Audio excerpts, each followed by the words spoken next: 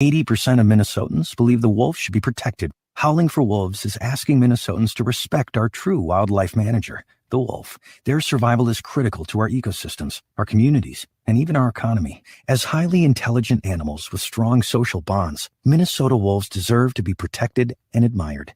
Learn more at howlingforwolves.org. Let's live and let howl. Hey, Dougherty to all my friends and relatives in four directions. This is Robert Pilot of Native Roots Radio presents I'm Awake. I'm here to ask you for your support. Finding honest Native-centered news is not easy. But with your support, we're able to provide accurate information about Standing Rock, Line 3, treaty violations, and COVID-19 in our Native communities. Please visit Native Roots Radio Network on Patreon and donate if you can. That's Native Roots Radio Network on Patreon. Pinigigi, and thank you for your support. Life is a journey, and the Dougherty Family College will help you get where you want to go. Located downtown Minneapolis, this affordable 2-year college provides free textbooks, a laptop, meals, career coaches, one-on-one mentorship, and a Metro Transit pass, making DFC the perfect pathway to a bachelor's degree. Turn your dreams into reality. Connect with a counselor today at dfc.stthomas.edu. In Minnesota, perinatal and postpartum mothers have legal protections to help keep them safe and healthy in the workplace. That means exclusions from heavy lifting, safe spots for breastfeeding, and more. The Women's Economic Security Act protects the rights of pregnant and postpartum women to work safely during pregnancy and to express breast milk at work. The Minnesota Department of Labor and Industry is here to help you and to protect your rights. Call 800-342-5354 or visit dli.mn.gov/newparents. Hey, Ogimaa, I've been hearing a lot about this term, climate justice. What is that? Climate justice is recognizing that the negative impacts of climate change don't affect all people equally. It also means transitioning from a fossil fuel-based economy to a more sustainable future. MN350 is one of the groups that's pushing for this transition to protect our futures. You can even get involved too. That's great, especially since I'm concerned about pipeline projects like Line 3. How can I help MN350? Just find them on Facebook or visit mn350.org. With your AM 950 weather, I'm Brett Johnson. Look for partly cloudy skies overnight with a low around 59, Wednesday sunny with a high near 76, and Thursday a chance for rain with a high around 71. Located just north of 50th in France, the Great Wall Restaurant has been providing a delicious taste of authentic Chinese cuisine since 1981. They offer one of the most extensive Chinese menus in the Twin Cities, and they have takeout available too. Learn more about the Great Wall Restaurant at eatlocalminnesota.com. Portions of Native Roots Radio may be pre-recorded. It's a good day to be indigenous. Get up, stand up. They are going to become more brutal. Because all the hippies are trying to be Indians anyway. They're going to become more repressive because it's a matter of dollars and their illusionary concepts of power. Hey, Victor. We must live in balance with the earth. And also with recent happenings at Wounded Knee. I am awake. Hey, Dougherty to all my friends and relatives in four directions. You're listening to Native Roots Radio presents I'm Awake, and I'm your host, Wakanja Hade. My colonized name is Robert Pilot, and my wife's colonized name is Wendy Pilot. And hey, we discuss Native news all across Turtle Island. And as you all know, Native issues are human issues, and human issues are Native issues. This portion of the show is brought to you by the Native American Community Clinic. They partnered with the American Indian Cancer Society, and they're hosting a vaccine event on Friday, September 10th, between 3 and 6 p.m. It'll take place at the American Indian Community Clinic on Franklin Avenue in Minneapolis. So again, that's Friday, September 10th, between 3 and 6. Go get your vaccine. Hey, we're going to have Joe Morales on, who's a Treaty Walk with organizer for the Treaty Walk that came the Capitol that we were at, Wendy. Mm-hmm. And then he's also a liaison with MN350. So we're going to talk about a lot of different things. But before we get going here, let's hand it over to Ogimaa with the news. And Lewis, I'd just give you a quick shout out. Your hair looks beautiful today if you guys are watching this on. It's a very sweet mane.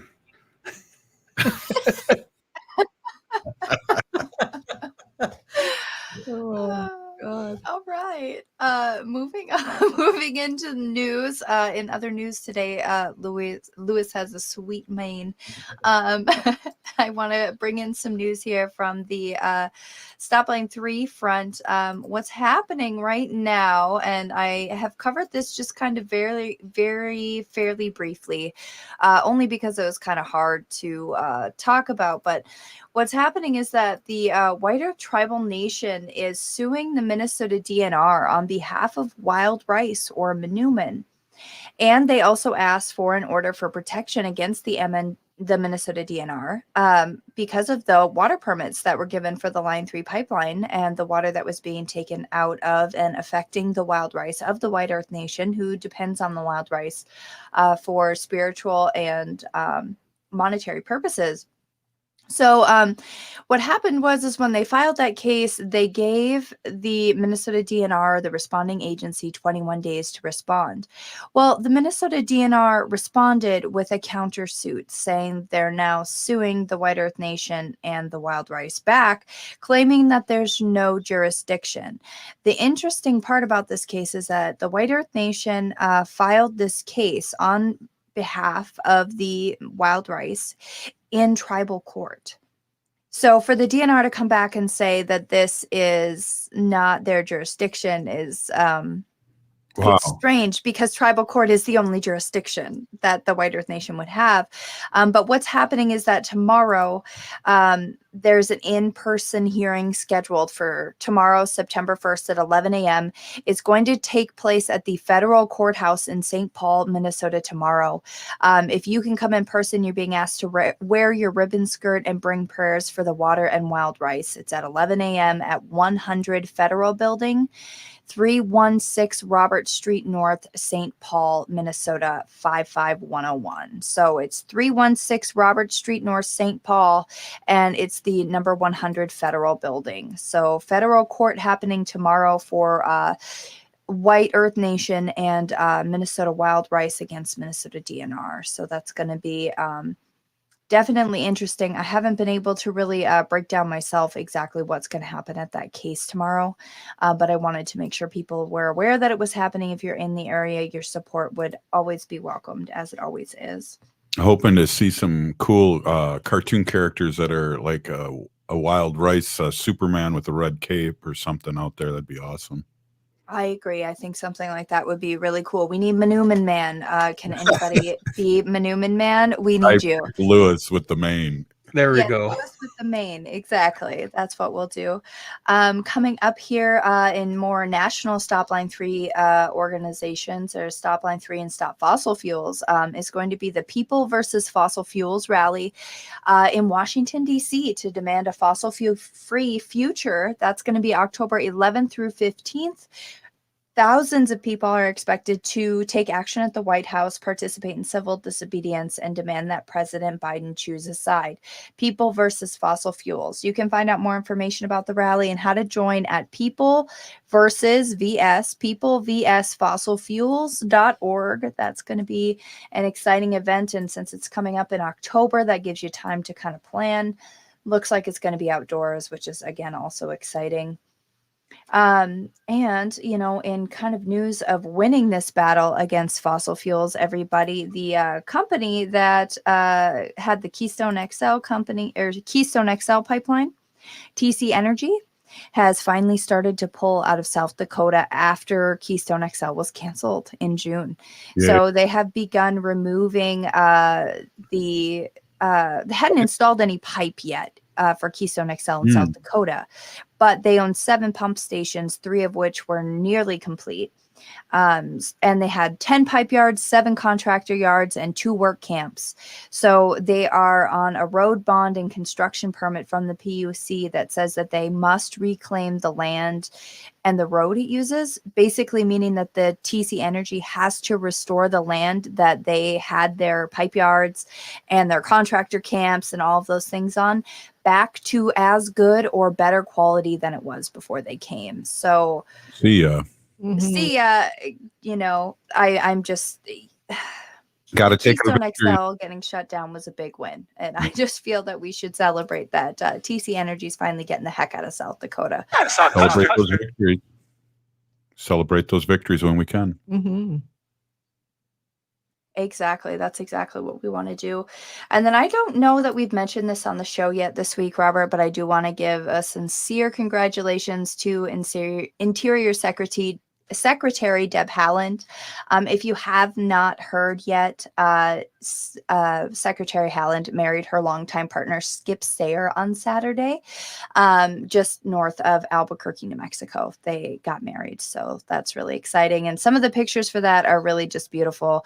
You and Wendy were at a wedding this weekend on Saturday, so, right, Robert? In the air, our daughter got married, and I got to dance and make speeches and prayers, and I felt like I was a co-star. It was really awesome. It was a great day. Yeah, it was. Right. And now you Distant Thunder was on the dance floor that night, just so everyone knows, Yes, that's right. Moving and grooving.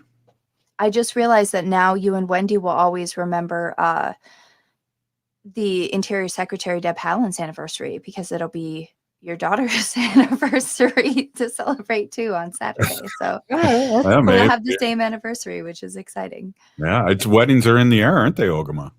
I guess so. There's a lot of weddings and a lot of people announcing pregnancies and all that fun stuff. I feel like there's going to be, it's not quite another baby boom, but I feel like there's it's not quite post-COVID, but we did have a lull this summer, and I think people took advantage of the lull this summer too. Think of the Pendleton blanket boom that's happening right now. Everyone's getting Pendleton blankets just nationwide. Oh, really? I don't know that I've caught on to that one yet, but I'll definitely put up my feelers on that one. If anybody, a little more about that in the chat. Cool. Well, Ogimaa, we're winding down here. We got like 30 seconds left. It looks like Joe Morales is already backstage, ready to come on with us in the next section, and it looks like he's also got additional water walkers with him today, so that's going to be really exciting. We look forward to catching up on some more info and what's to come from the water walkers to Stop Line 3 here in Minnesota. Hopefully I can get a t-shirt from them too, a water walkers t-shirt, because I only have a few t-shirts, Wendy. Yes. Hey, you're listening to Native Roots Radio, and this is the Tuesday edition, and we talk pipelines, and we usually have Nancy Bolio on, and she's taking a long needed rest right now, but it's going to be exciting to get down and talk to Joe Morales. And I just want to, before we take this break, is to give a healing prayer out to David out there, American Indian Movement brother and leader. I just want to give, and we'll be right back after this short break. Stay with us. I heard sex trafficking happens a lot in Indian country. What is that? Here are some of the real reasons why sex trafficking happens in Indian country. Unequal gender roles that were forced on us by colonization. Communities don't have enough resources. Silence around domestic and sexual violence. Lack of attention and justice for missing and murdered Indigenous people. There's a lot of behavior that keeps our communities out of balance. These are just a few true reasons why Native communities are targeted by traffickers. When these acts of violence happen in our communities, it opens us all up for exploitation. Sponsored by the Minnesota Indian Women's Sexual Assault Coalition. Hey, Ogimaa, I've been hearing a lot about this term, climate justice. What is that? Climate justice is recognizing that the negative impacts of climate change don't affect all people equally. It also means transitioning from a fossil fuel-based economy to a more sustainable future. MN350 is one of the groups that's pushing for this transition to protect our futures. You can even get involved too. That's great, especially since I'm concerned about pipeline projects like Line 3. How can I help MN350? Just find them on Facebook or visit mn350.org. In Minnesota, perinatal and postpartum mothers have legal protections to help keep them safe and healthy in the workplace. That means exclusions from heavy lifting, safe spots for breastfeeding, and more. The Women's Economic Security Act protects the rights of pregnant and postpartum women to work safely during pregnancy and to express breast milk at work. The Minnesota Department of Labor and Industry is here to help you and to protect your rights. Call 800-342-5354 or visit dli.mn.gov/newparents. Hey, Wendy, what are we doing for dinner after the show? How about we go to J. Selby's on 169 Victoria Street in St. Paul? They have a delicious plant-based menu that's compassionate and environmentally sustainable. I'm getting their spot-on vegan Big Mac. the dirty secret. You can pick up and they deliver within a 5-mile radius, or you can call them at 651-222-3263 or visit jselbys.com. Well, you sold me one. Let's go order at J. Selby's tonight. I'm hungry. This is Winona the Duke of Honor the Earth, and you're listening to Native Roots Radio. I'm awake. We are Alusa Nation. Hey, welcome back to Native Roots Radio presents I'm Awake, and I'm your host, Wakan Jahade. This portion of the show is brought to you by MN350, an organization fighting for climate justice. Well, hey, we are happy. We got bells and everything ringing off here, but we're happy to have Joe Morales, who organized a treaty walk with water and also is a liaison with MN350. Welcome, Joe. Good to see you, my man. Good to see you, Robert. How you doing? I'm not going to let my mane out because I don't want to shame Lewis. Yours is way more silky smooth than mine. So, especially with all that, that walk for water, I got all that energy and all that good sun. So no comparison. So good to see you, and good to see you in good health. And we all know that our health is really important to all of us. We have a brother that may have some sickness coming his way. We just put some tobacco and prayed for David. It's good to see you, Joe, and healthy. And I see your significant other behind you too. Looks like she's cooking a meal there or something. Nope, she gave us a wave. That's cool. Hey, Kaylee. And Katie, what's up? So hey, what? Give us an update here. I know you've had some time to reflect and to rest after walking 256 miles from the deep north to the capital. Yeah, it was a really good walk. We were pretty well received at the Capitol. I think there was about 2,000 plus people there. We walked in with about 300 or 400 walkers. We chose to wear orange that day to honor the missing and murdered children that are being found at the boarding schools. And we walked that last mile and a half in silence. So it was really good. I feel like we accomplished our goal, awareness raising mostly. Made a few friends on the way, made lots of enemies on the way. So overall, I think it was really good. Hopefully Biden saw us. Hopefully Walz saw us. But we all know where they're at on this. So, and I will try really hard not to get bleeped this time. Yeah, right. Exactly. Wow. Hey, this is definitely radio. It's live radio. We have a second delayed. Not for me, but maybe early on in my career because I had a potty mouth, but I've restrained. We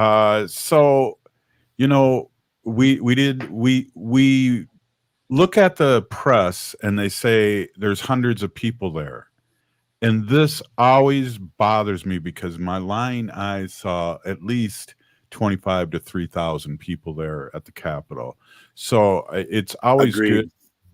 It blows my mind. It blows my mind that that's where it's at because it was a powerful deal. We were there for the first, Wendy and I were there for the 3 hours when you guys just arrived. And the energy was great. And I just feel personally like this radio show started because of the misinformation of at Standing Rock. And right. I just feel like the 7 fires, the 8th fires have really spread out all over Turtle Island and came together at the Capitol. I really felt the power that day, Joe. Yeah, I thought it was a really, really, really good action. It was peaceful and prayerful, which is how I try and do all of my actions. And yeah, it was really good. I do have a few of the walkers here. I always told people when people were like, "Oh, Joe, good job," and I always make it a point to say that it's really all I did was organize it. It's really the walkers that carried it. I did not get to walk as much as I wanted to. I had planned on walking every step of the way, but because of organizing on the way and all of that. Oftentimes I was being the chase car and on my phone and on my computer and all that. So it really is the walkers that carried it all. And I want to say here publicly, Wopila Tonka to all of them, to all of their prayers, to all of their good energy, to all of the people who fed us along the way. We made some really, really great friends who fed us, housed us, let us do laundry, and it was bad laundry, let me tell you. It was hot, right? I mean, it was hot. Oh my gosh, it was hot. Sweaty sweatbands. That's hard to say. Sweaty sweatbands. I noticed. Sweaty sweatbands. There you go. Trailing around there.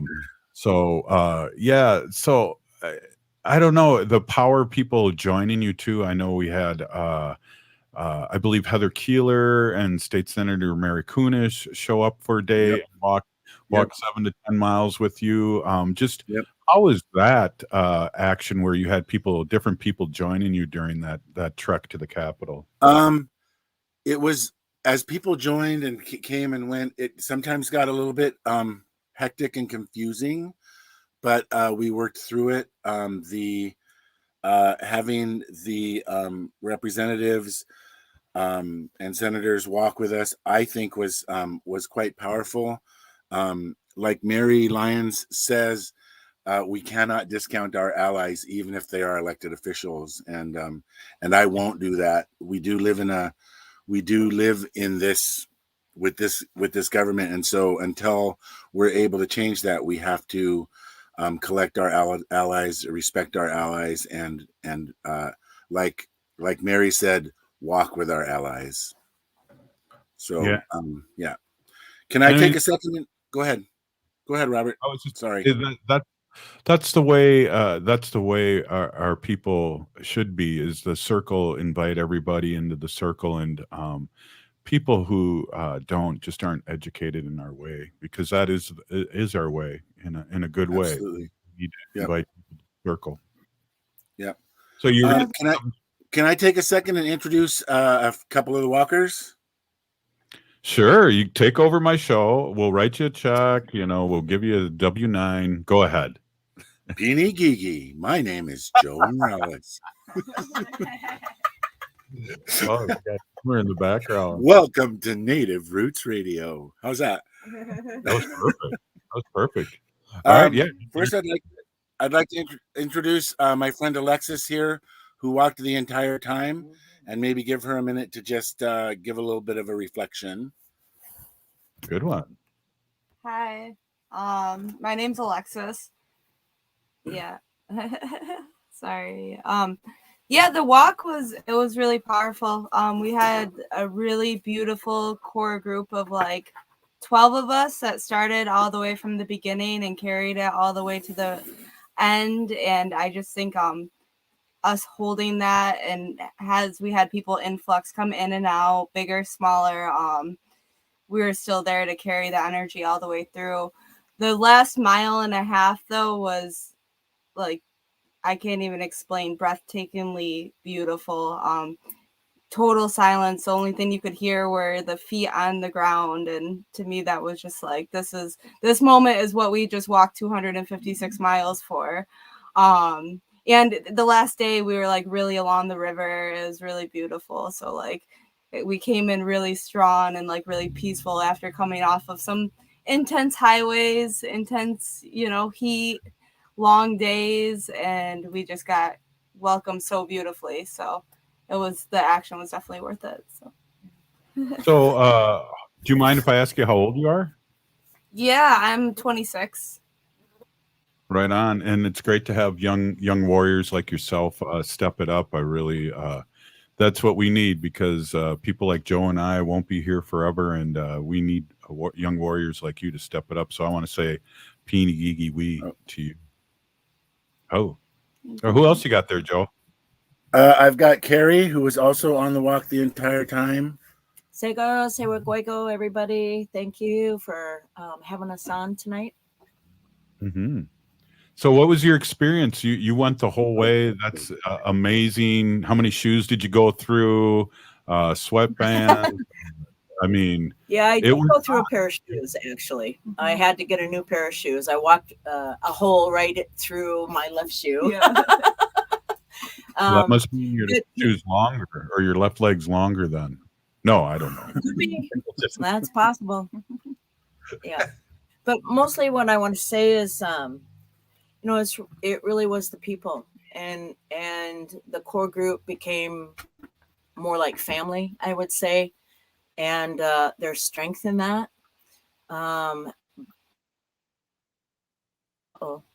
Strength of the prayers carried us, and really so many profound and deep heartfelt thank yous to everybody who organized, Kaylee and Joe, to Karen, who fed us. Karen was amazing, man, I tell you. And to the really all the people who carried it in a good way. And that's what we want to do. Can I say it? Should I say it? We're gonna take it to DC. The walk is gonna go to DC. From here? Is it going to be from here? Or are you guys Total radio silence? Total radio silence. Oh, we won't tell you then. You won't tell us. So, hey, Joe, do you have time for another segment here? Not able to give you all the details just yet. Okay, we're gonna. I do. Yep, we do. We gotta take a break and pay for. Can you hear me? Yeah, I can hear you. We'll be right back after this short break. You're listening to Native Roots Radio presents I'm Awake, and we're with Joe Morales and his crew that walked 256 miles, Wendy, and we're really happy that they made it, and it sounds like they're going to be doing some more walking. Sounds that way. Good All for right. them. All right, we'll be right back after this short break. Stay with us.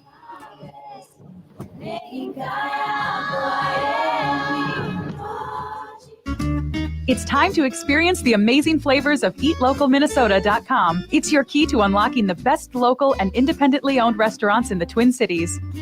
Crooner's Supper Club is a little piece of old-school nightlife in the 21st century. Enjoy a delicious dinner, fabulous cocktails, and music from some of the best jazz artists. Elegant indoor venues, plus the outdoor Belvedere stage. And check croonersmn.com to see the upcoming schedule of great jazz artists. That's Crooner's Supper Club, just north of 694 off Highway 65 and at croonersmn.com. Come visit the award-winning Hazel's Northeast in Minneapolis for breakfast, lunch, dinner, or weekend brunch. For breakfast, try the slow-cooked brisket hash, hippie cakes, and meat waffle. While for lunch, enjoy favorites like the buttermilk fried chicken sandwich or veggie burger.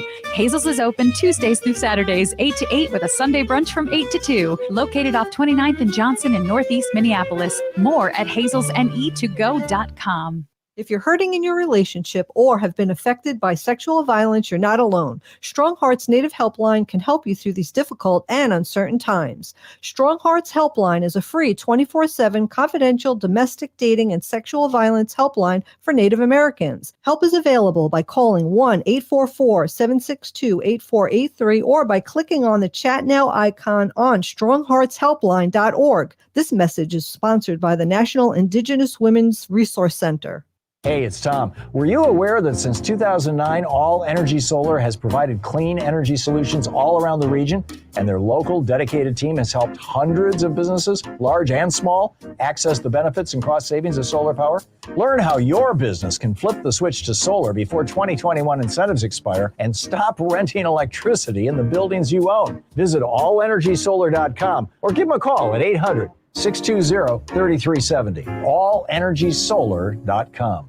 Hi, Minneapolis. This is Randy Rhodes. Listen to me. Weeknights, 10 to midnight, AM 950, the progressive voice of Minnesota. Seward Co-op is now offering convenient self-serve and prepackaged hot options and salad bars at both the Franklin and Friendship stores. Breakfast items available daily until 11 a.m. and brunch served all day every Sunday.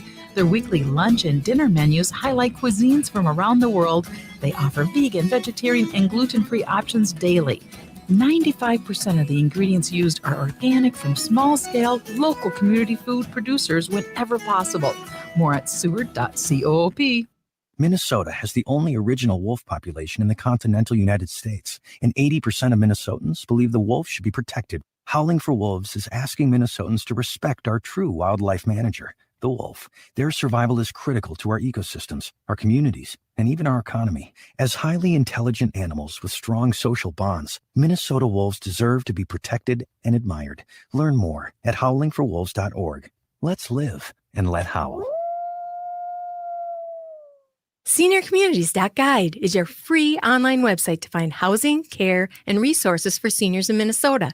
Use the powerful, award-winning search tool at SeniorCommunities.guide to quickly improve your search. You will have all the information you need to contact providers directly without any hassle. Start your search now at SeniorCommunities.guide and follow us on Facebook for interesting articles, helpful advice, and how older adults are changing the world. That's SeniorCommunities.guide. With your AM 950 weather, I'm Brett Johnson. Look for partly cloudy skies overnight with a low around 59, Wednesday sunny with a high near 76, and Thursday a chance for rain with a high around 71. Located just north of 50th and France, the Great Wall Restaurant has been providing a delicious taste of authentic Chinese cuisine since 1981. They offer one of the most extensive Chinese menus in the Twin Cities, and they have takeout available too. Learn more about the Great Wall Restaurant at eatlocalminnesota.com. Bijou. I am Oshawashko Gijig. I'm from Red Lake Nation, and you're listening to Native Roots Radio. I love that. I love that every time I hear that. You are listening to Native Roots Radio presents I'm Awake, and I'm your host, Wakanja Hare. This portion of the show is brought to you by the Minnesota Indian Women's Sexual Assault Coalition. So we have Joe Morales here, and he's organized a treaty walk for water, and that we were excited to be a part of and watch. And maybe what we can do, Joe, is settle that dog down a little bit. Maybe what we can do is talk a little bit. I know I've met you through American Indian Movement leader Clyde Belcourt, and I met you and your son, who's a great warrior himself. And then you came from out west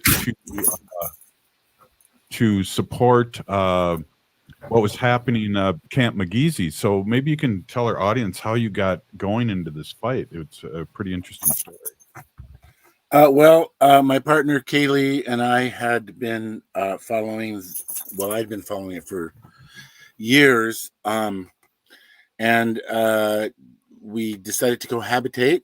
And Kaylee was between a couple of jobs and had a couple of weeks off. And I said, "Hey, let's go out to Minnesota and check out the front lines." And so we did. We got a grant from MN 350 and went out and visited Camp McGeezy and stayed out there for about 10 days. That was the end of last January and the beginning of February, and it was cold. Oh my gosh. Yeah. It was so cold. But we got a grant. Like I said, we got a grant from MN 350 and continued talks with them, and they learned more about my background and sort of what I've been involved with. And they said, "Hey, what would it take to get you to come out to Minnesota?" And I said, "Well, if I could eventually take over Robert Pilot's radio show, I'd be on board to do that." Yeah, well, hey, that's good. But part of to your story is that I think really got to give you two some credit here, is that you were coming regardless of any kind of help. I think you were for a AIM American Indian Movement event, and then went up there with Lisa Bellinger, and then saw what was going on, and then immediately wanted to come back and help because of your schedule was open with Kaylee Network. But that was that's what the camp needed. It needed a good person that knew our way, and having coffee on all the time when people are coming to the camp. Important things like that I learned only by going to Standing Rock many times, is that is the case. A good case, a good way. Yeah. So it's been a good transition. We're finally here. All of our stuff arrived while we were on the walk from the movers. Kaylee had to shoot back up here to Bemidji and receive our belongings, but we are here. We are in it for the long run. Our goal is not to have a drop of oil run through those lines. The pipe may be in the ground. It may be 80% done, but there's months and months of things that have to happen before they can run oil through that pipeline. And our goal is to not have a single drop of oil flow through that pipeline. We are in it for the long fight. Yeah, I just want to say great. that. Yeah, no, that's good, and we support that. And it's good to know, because a lot of people think that the pipeline's already done, like you said, 80%, and people think like it's just about done and it's going to be done really soon. And I'm glad that you cleared that up. Yeah, really, because Wendy and I ran into somebody that is an anchor for the news that so happens to be in the same place where we have our boat, and he said, "Isn't that over already?" Yeah, and isn't it like done? Isn't the pipeline finished? Right. Yeah. And so this is someone in the local news that should be knowing more about this other than reading a teleprompter. Go ahead, Ogimaa. I'm sorry. Yeah, the other thing I wanted to talk about too is I brought up that the Keystone XL, the TC Energy company, is going through and having to remove the things. They didn't have the line in the ground in South Dakota yet, but still, I mean, there's no bad time for them to be coming back and taking this pipeline. I think you're breaking up really bad. Well, am I breaking up too? Uh-oh. Well, one of the things that, can you hear me? Yeah, we can hear you. Thumbs up. Yeah. Can you hear me? We can hear you, Joe. Boy. Yep. Yeah. One of the things, so, we started our days, most of our days with a circle, and ended our most of our days with a circle, so that we could deal with issues that came up through the day, how we could do better. We prayed in the morning and the evening and offered tobacco each day. And one of the things that I reminded our allies, and I think this is really, really, really important for allies to know, and that is that when the pipe is in the ground and when the hoopla is over, the people who live here will still be here. The people who live here will have to deal with the pipeline. The people who live here will have to deal with the leaks, because it's not about if it will leak, it's about when it will leak. And one of the things that I really asked the walkers and all of our supporters, really, and even when I got to the Capitol, was to not abandon us, that this fight is far from over. And just because the pipeline, they're not putting pipes on the res anymore, does not mean that we should not fight this pipeline to the bitter end when we win. That's right. And I think too, not to get too deep, Joe, and I hope you can still hear me, is that we're around 400 days until the next election. And that's a thing that we really have to talk about, Native American power in this last election. We signed up over 9,000 Native Americans up in the deep north for the first time as voters, and that's true power. And our power is being ignored right now, and in a very, very strategic way. Well, Article 6 of the Constitution states that treaties are the supreme law of the land. It further states that that no state or local government can override that. It sure appears like state and local governments are overriding this over and over and over again. And what really needs to happen is people who have court cases, especially if you're with the treaty camps, and you're standing on 1855 or 1850 or 1863, if you are standing on those treaties, take them to court and ask that they be seen in federal court, because these are treaty issues. The treaty issues are not about the pipeline. They're not about anything else except for recognizing treaties, recognizing sovereignty. And until we do that, there's no way we can move forward, and we will continue to be ignored as Indigenous people will continue to be ignored until those those treaty rights are recognized. All of the treaty rights are recognized, not just 1855, not just 1863, all of the treaties. Wow. Well, Joe, I really appreciate you jumping on here and talking about your work, and especially the part about our work is just beginning here. And however Native Roots Radio can support your work, we're here for you. And I really appreciate you stopping by. No problem. No problem. Ever. Any last statements before we let you go? Sure. We are all treaty people. Treaties are made from two sides.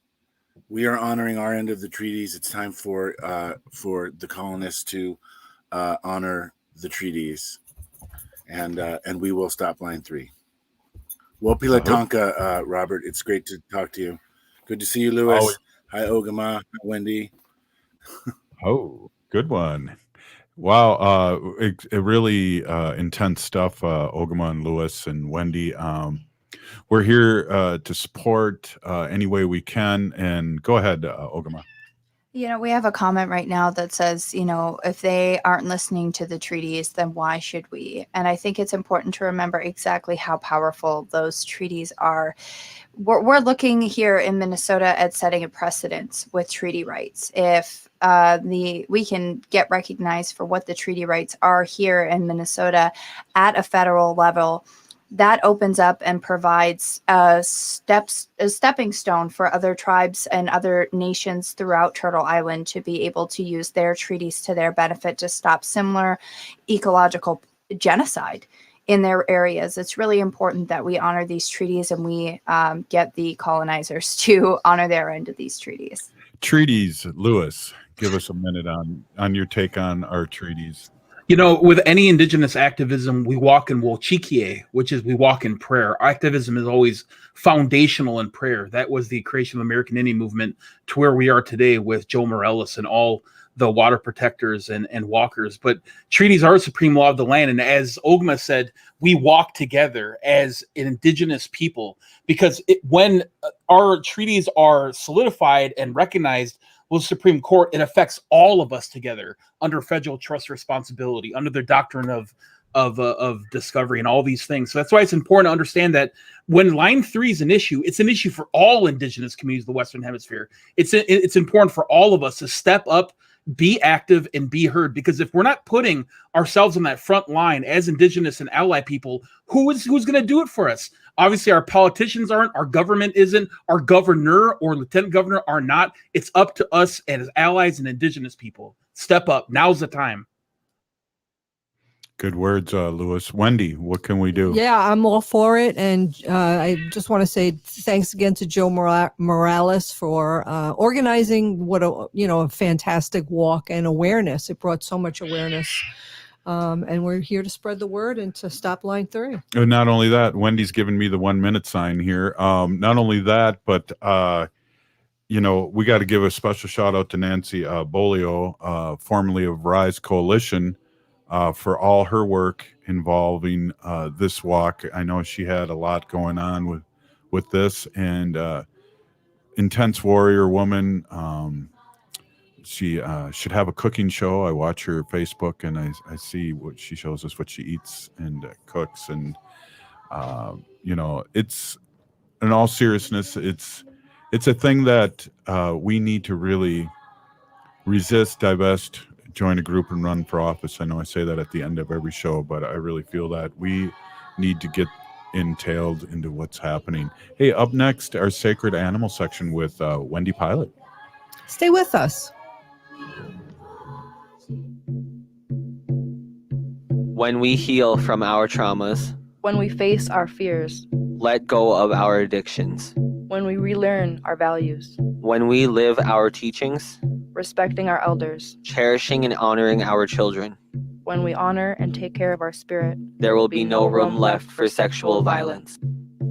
Sponsored by the Minnesota Indian Women's Sexual Assault Coalition.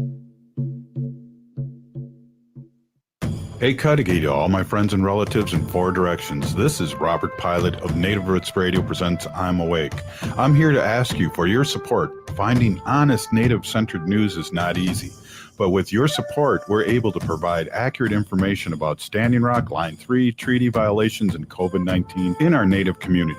Please visit Native Roots Radio Network on Patreon and donate if you can. That's Native Roots Radio Network on Patreon. Pinigigi, and thank you for your support. Life is a journey, and the Dougherty Family College will help you get where you want to go. Located downtown Minneapolis, this affordable 2-year college provides free textbooks, a laptop, meals, career coaches, one-on-one mentorship, and a Metro Transit pass, making DFC the perfect pathway to a bachelor's degree. Turn your dreams into reality. Connect with a counselor today at dfc.stthomas.edu. Hey, Ogimaa, I've been hearing a lot about this term, climate justice. What is that? Climate justice is recognizing that the negative impacts of climate change don't affect all people equally. It also means transitioning from a fossil fuel-based economy to a more sustainable future. MN350 is one of the groups that's pushing for this transition to protect our futures. You can even get involved too. That's great, especially since I'm concerned about pipeline projects like Line 3. How can I help MN350? Just find them on Facebook or visit mn350.org. Hi, I'm Jane Fonda, and you're listening to Native Roots Radio. Hey, welcome back to Native Roots Radio presents I'm Awake, and I am your host, Robert Pilot. This portion of the show is brought to you by Howling for Wolves, protecting wolves for future generations.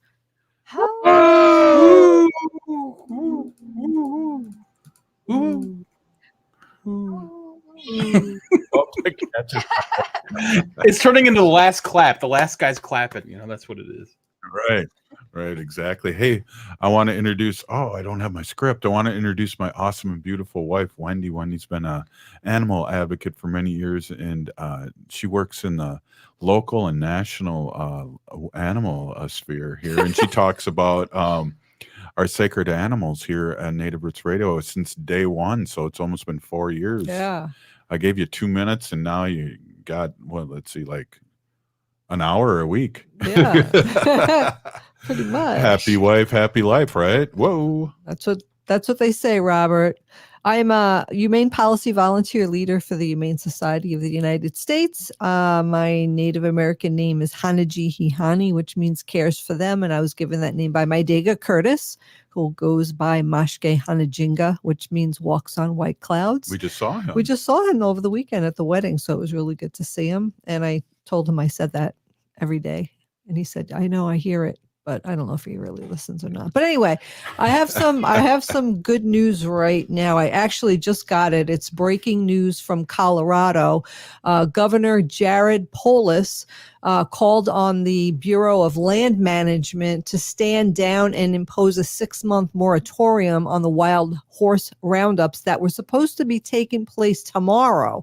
The helicopters were ready to go tomorrow, and they were going to round up the horses. So I'm really grateful for that. So thank you to Governor Jared Polis for calling that moratorium. We still need people to call. We need people to call Secretary Deb Haaland, acting BLM Director Nadia Culver, BLM Colorado State Director Jamie Connell, and I'll put all the information and the phone numbers on our Facebook page, and you could just give them a call. We just need people to keep calling and calling, and the reason why the governor decided to put a 6-month moratorium on the horse roundup was because of all the calls, all the emails, and all the letters that he got. So that's what we need to do. Wow. But I actually had a New York Times article here that I was originally going to talk about before I got that update. But it's about how to take care of yourself when you encounter a bear. So we've been hearing a lot about bears, and right now bears are eating a lot of food right now, and they're out in the open, and if they can't find food, they're going into people's. I think that's one of the reasons why we didn't go to Danielle's cabin. It was scary to figure Not Yogi out, Bear. but not Yogi Bear. We're not afraid of Yogi Bear. But anyway, there's a Boo couple Boo. of things.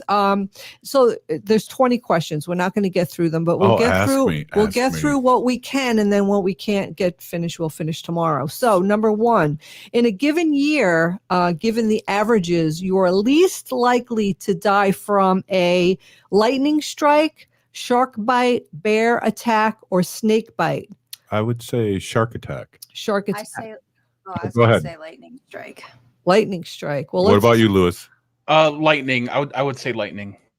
Okay, so lightning is not, bear attack is the correct answer. Oh. Given a choice, most bears try to avoid people and will retreat before you're even aware of their presence. There are some 40 bear attacks per year around the world and about 10 in North America, with 1 or 2 proving deadly. In comparison, over the past 10 years, the United States has averaged about 27 reported deaths a year from lightning, 7,000 to 8,000 venomous snake bites per year, 5 of them fatal, and last year there were 33 unprovoked shark encounters in American waters, Okay. 3 which proved deadly. Okay, let's get going here. That's Okay, the next. lightning round. All now. right, we'll do it really quick. All right. Okay, number 2, you're out walking with your kids and dog in your leafy suburban neighborhood just miles from downtown Manhattan when you spot a bear in the park across the street. What do? Get closer to take a selfie? Yeah. Try to pet the bear? Shout loudly to scare the bear away? Stop and enjoy it. Yell. I would say yell and then quickly take a selfie as he's running. Well, stop and enjoy it is the right answer. Whoa. Stop and enjoy it, but you have to also shout loudly and scare the bear away. Yeah, that's what it says right here. Let it all out. The best thing to do is stop and enjoy it from a distance, said David, a naturalist with the National Wildlife Federation. Once the bear spots you, it will likely run away. Make noise so the bear knows that you're there, and don't surprise it, but don't disrupt the animal, and don't linger. What So, about like making a no bear linger, noise? no Can you linger. make a True bear or- noise to him? Rawr. Okay, True go or false? Most bear attacks occur when someone has gotten within about 50 yards of the bear. True or false? I Most think bear- 20 yards. Isn't it 20 yards you're supposed to stay away? That they're so fast. 20 They yards. can run. Yeah, they can The run. answer is true. Oh. Most bear attacks occur when someone has gotten within about 50 yards of the bear. It goes on to tell you a little bit more. But most bear attacks occur when people are engaged in this activity: hiking, camping, fishing, or hunting. All right. Get those hunters. All right. Go Which ahead. one Next do one. you think it is? Well, most bear attacks occur when people are engaged in this activity. Which one? Hiking, camping, fishing, or hunting? I'd say camping. I mean, walking. I'd say fishing because they're near a river. Maybe I don't know. Hiking is the right answer. Jeez, I'm. Okay. Hey, I said that. I thought hunting because they would be trying to be really quiet, so they might have accidentally snuck up on the bear. Well, as I always say, Ogimaa it would be a sport if the bear had a gun too. That's the only time it's a sport. If they both had guns and were shooting at each other. Right. Exactly. All right. Okay. Just your luck. You set out for a long planned hiking trip to Yellowstone, and you are now getting a little worried. To help avoid a run-in with a bear, you should plan to hike with a group of how many people? 1, 2, 3, or the more the better. Which one? 1. I'd say the more the better. The more the better. That's the answer. The more the The better. guy with the beautiful mane. There's more people around, the better. While hiking in Yellowstone, you should perhaps be most worried about a sudden encounter with a black bear, a brown bear, or a polar bear. Well, not a polar bear, and I don't think the brown bears are there. So I'd say black bear. Black bears. No. Like the casino. Brown What? bear is the answer. Bears are really docile. They don't like to be around people. Brown bears are more aggressive, I think. Well, they say in this article, and I'll finish it up now because I don't have that much time. But if you see a black bear, you should fight back. Whoa. And if it's a brown bear, that's the brown bear is that you play dead. And cry. Yeah. Okay. Yeah. And Okay. cry. Let's get a couple more in. Oh, we got 30 seconds. When hiking in bear country, experts advise making lots of noise to alert bears to your presence. This noise-making method may be least effective in alerting bears to your presence. Clapping and shouting, wearing bear bells, setting off an air horn, or blowing a whistle. I have no idea. Wearing bear bells. Bell bottoms. Well, because what happens is You have a pair of bell bottoms. I do, but here's what happened. People wear bells, and the bears associate the bells with like people food in their backpacks and stuff. So don't use bear.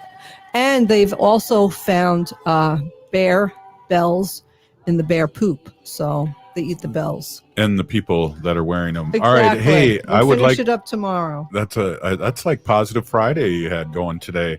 I would like to end with these thoughts. If you're listening to the show, you are part of the resistance.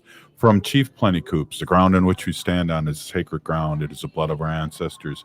We need to mask up. We need to resist, divest, join a group, run for office. Pinigigi, Joe Morales and his crew for being on. It was awesome. Always thank you, Ogimaa, for the news, and Lewis for all he does, and Wendy, that was a great segment. We're still here. Stop line 3. We are the 7th generation. In Minnesota, perinatal and postpartum mothers have legal protections to help keep them safe and healthy in the workplace. That means exclusions from heavy lifting, safe spots for breastfeeding, and